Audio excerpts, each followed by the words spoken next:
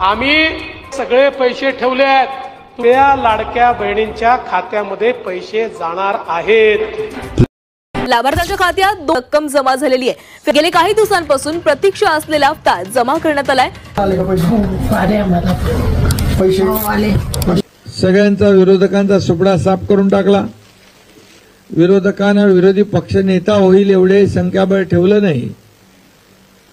अनेक योजना आपण केल्या, लेख लाडकी लखपती केली, शेतकरी सन्मान योजना केली, ते ज्येष्ठांसाठी वयश्री योजना केली, युवकांसाठी आपले युवक प्रशिक्षण योजना केली, किती योजना केल्या।